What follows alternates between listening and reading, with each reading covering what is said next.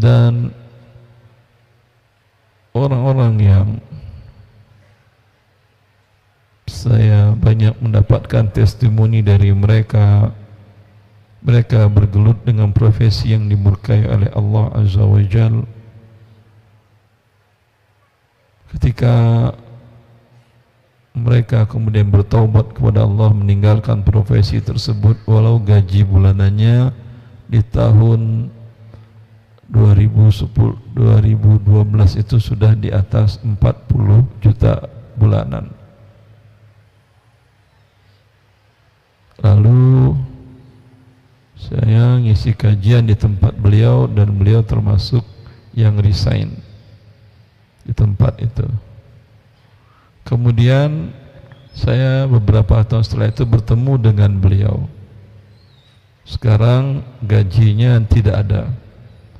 Dia mulai dari nol hidupnya, kerjanya jual dagang kecil-kecilan, dagang frozen food. Saya mengatakan kepada beliau, mohon maaf, dahulu gara-gara kajian saya Anda resign, sekarang hidup Anda susah.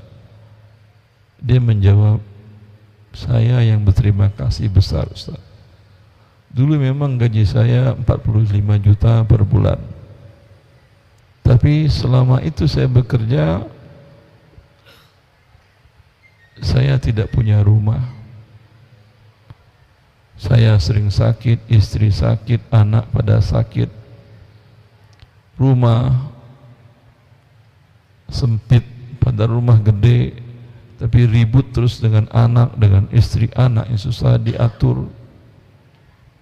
Setelah saya resign, memang secara ekonomi saya mulai dari nol, tapi saya menemukan kebahagiaan.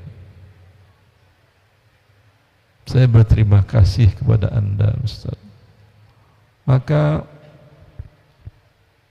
Anda bila melihat orang-orang dekat, orang-orang yang Anda sayangi jatuh dalam profesi yang dimurkai Allah, profesi pelaku riba, pelaku maksiat, dengan itu dia mendapatkan gaji, harta, bagian dari sayang kepada mereka, Anda nasihatkan mereka untuk keluar dari profesi itu.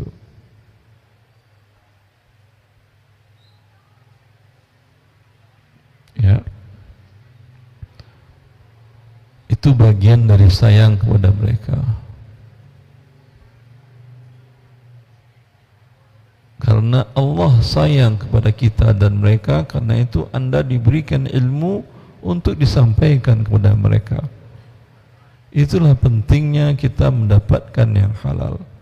Karena orang yang mendapatkan hartanya dengan cara riba, dengan cara berjudi, mau offline mau online, riba mau offline mau online.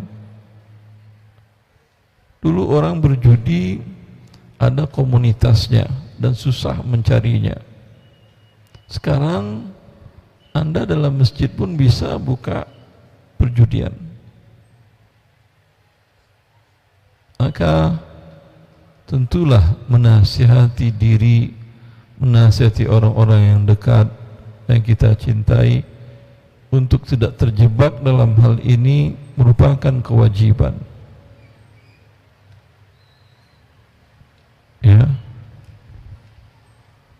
Adapun nanti kalau kita nasihati mereka resign, emang kita bisa memberinya biaya hidup, Ustaz? Memang dari kapan manusia pernah memberi biaya hidup kepada manusia? Yang memberikan rezeki kepada alam semesta, innallaha huwar razzaqu dzul quwwatil matin. Allah lah pemberi rezeki kepada semuanya. Dari bakteri yang tidak terlihat oleh mata, semut yang kecil, sampai gajah, sampai ikan paus yang segede banget, itu makhluk Allah. Allah yang berikan rezekinya.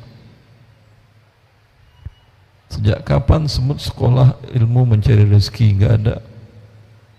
Kan paus sekolah mencari mendapatkan makanan, enggak ada.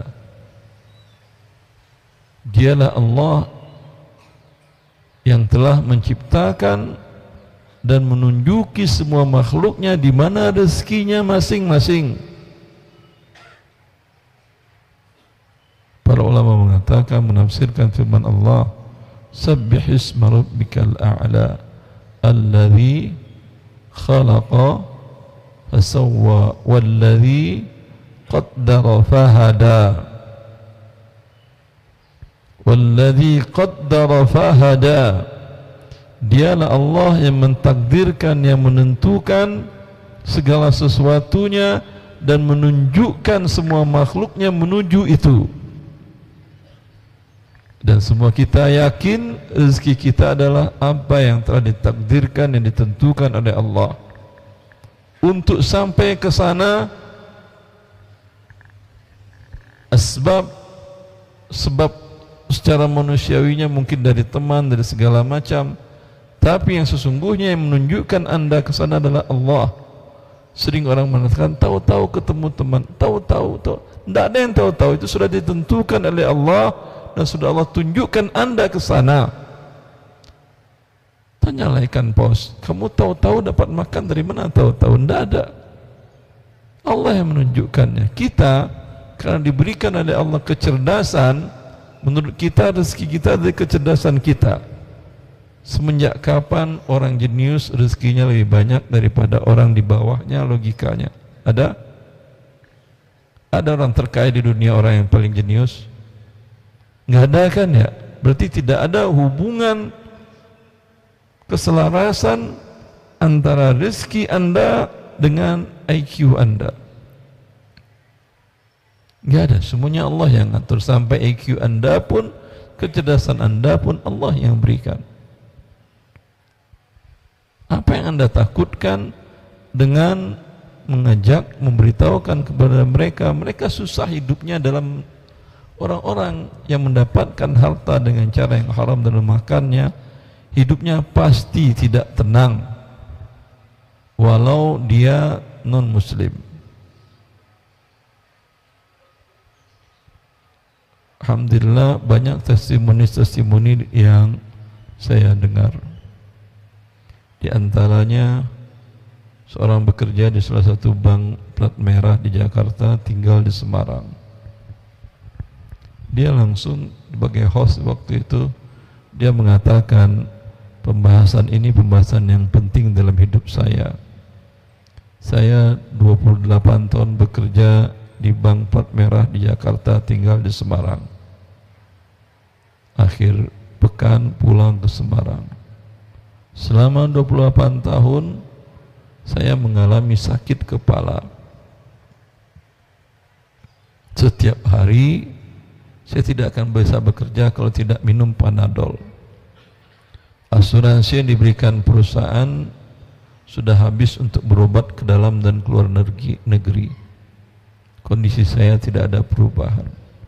Suatu ketika ada yang nyeletuk mengatakan, jangan-jangan karena kau kerja di bank kali. Bank kan kata ulama-ulama ada yang mengharamkan. Karena dia sudah putus asa dengan sakit kepalanya, dia mengatakan, saya resign. Di hari saya resign, sampai sekarang di hadapan anda ini, saya tidak pernah lagi minum Panadol.